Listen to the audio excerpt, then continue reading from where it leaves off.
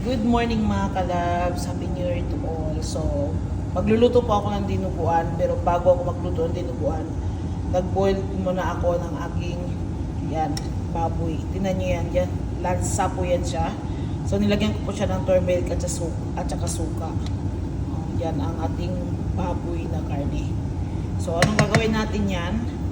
Ganito po talaga ang dapat ganyan para. So, ito na nga po, yan, hugasan natin siya ng mabuti. Kasi sobrang lansa niya. Lagyan natin sa kawali kasi tostado natin siya para sa ating dinuguan. Pag nasa abroad po talaga kayo, wala talagang fresh na karne dito. So, lahat po yan, puros talaga pro. So, ito na yung ating second step. Tustahin muna natin siya hanggang maging brown bago natin ilagay ang ating onion and garlic at saka mga ibang spices.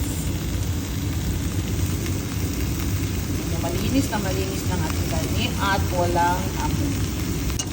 Pag ganito na siya mga kalabs, set aside natin siya. Maglalagay tayo ngayon ng onion and garlic. Hindi ko yung nabawasan yung oil kasi masarap yan. Tapos maglalagay tayo ng garlic. Tinektik ko yung garlic natin. Tapos ayamin natin siya para maging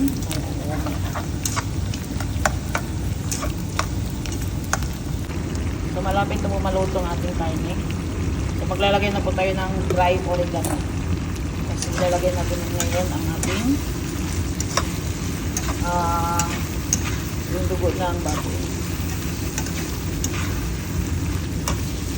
Ito na siya.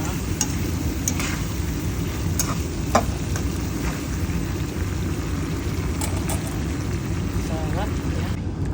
So ito na ba yung ating dinuguan?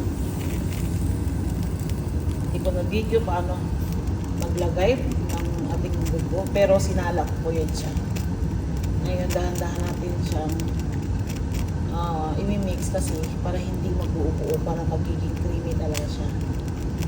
So ito lang po ang pagluto natin ng dinuguan. Pero anyway, may kanya-kanya tayong mga version. Ayan po, luto ng ating dinuguan. So creamy and yummy. Ang gusto namin sa dinuguan yung maasim-asim. Ayan. Lutong chabakhano.